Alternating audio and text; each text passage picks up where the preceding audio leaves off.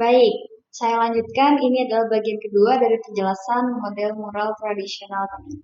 Setelah sebelumnya kita memahami dan melihat bahwasannya sudut pandang moral dalam melihat isu disabilitas ya, mulai dari tradisi dan budaya masyarakat Barat khususnya Yunani dan Romawi tadi yang menuntut kesempurnaan fisik, ya kan? Artinya mereka berkeyakinan bahwa syarat tampilan fisik yang sempurna baik secara lahir dan batin itu adalah um, apa ya syarat yang menjadi idealisme dalam hidup mereka gitu.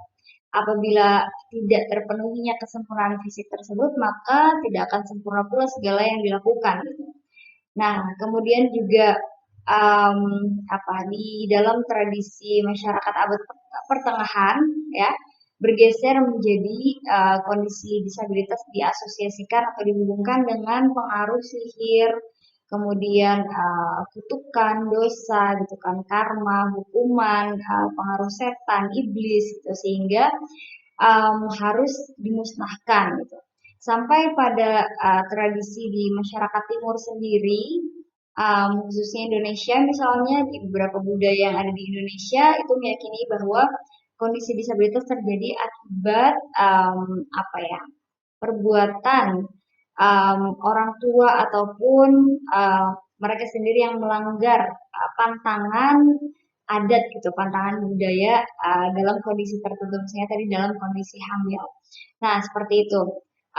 Meskipun cenderung negatif ya pandangan tersebut, namun ada juga yang mengasosiasikan kondisi disabilitas ini dengan sebuah sisi yang lebih positif. Artinya tidak selamanya hal tersebut menyangkut dengan ketidaklayakan, kemudian sihir, kutukan dosa tadi sampai pada akibat dari melanggar pantangan pada kondisi tertentu, tapi juga ada yang meyakini bahwa kondisi disabilitas itu ya karena mereka merupakan orang-orang pilihan oleh Tuhan gitu kan, oleh alam gitu, um, oleh Tuhan dan oleh alam ya pada keyakinan mereka bahwasanya orang ini dipilih untuk menjadi sakti gitu, untuk memiliki kekuatan supranatural gitu.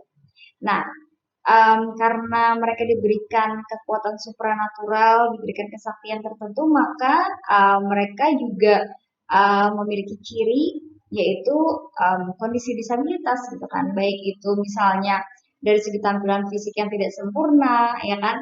Kalau kita lihat dalam kisah pewayangan Jawa ya, nanti ibu-ibu sekalian bisa membacanya lebih lengkap pada artikel jurnal yang akan saya kirimkan tentang hal ini.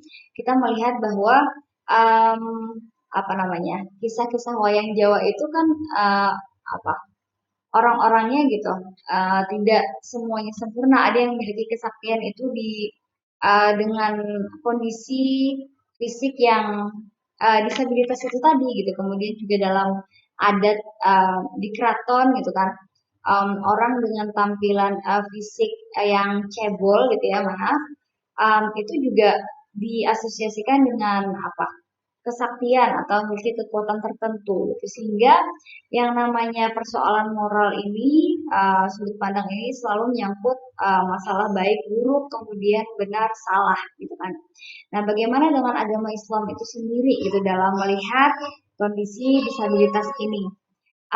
Bahasan ini akan kita kaji nanti secara khusus pada kesempatan selanjutnya tentang Islam dan disabilitas yang jelas meskipun terdapat beberapa pandangan yang diskriminatif dari ranah agama ya, khususnya agama Katolik dan Protestan pada masa itu, pada masa Yunani dan Romawi tadi, yang mengatakan bahwa syarat sempurnanya ibadah seseorang itu harus memiliki syarat tampilan fisik lahir batin yang sempurna juga gitu kan. Nah, jadi kalau misalnya seandainya ada yang tidak punya kaki, misalnya bagaimana mereka dapat sempurna untuk beribadah di gereja misalnya atau yang tidak mempunyai tangan, misalnya bagaimana mereka dapat sempurna untuk berdoa dan lain sejenisnya. Tapi dari agama juga yang turut mendorong terjadinya aksi karitatif, aksi membelas kasihani gitu terhadap orang-orang yang lemah, orang-orang difabel melalui pendirian lembaga-lembaga sosial keagamaan yang memberikan layanan terhadap kelompok difabel tersebut. Nah, dari sini kita memahami bahwa teori budaya tentang disabilitas ini sangat beragam ya. Pengalaman satu budaya ke budaya lainnya pada satu masa ke masa lainnya itu sangat bervariasi dan respon masyarakatnya juga beragam, non kompleks gitu. Meskipun pandangan budaya ini masih sangat dominan, barangkali di beberapa masyarakat tetua kita gitu kan, masih ada saja yang meyakini bahwa oh si A mengalami kondisi disabilitas pasti orang tuanya dulu pernah melakukan hal-hal ini itu gitu kan. Misalnya kondisi anak sumbing karena dulu orang tuanya pernah melakukan perbuatan yang tidak elok terhadap hewan ataupun sejenisnya gitu. Nah, oleh karena itu kita juga berusaha untuk menyembuhkan atau memunculkan paradigma dan sudut pandang baru dalam melihat isu disabilitas ini.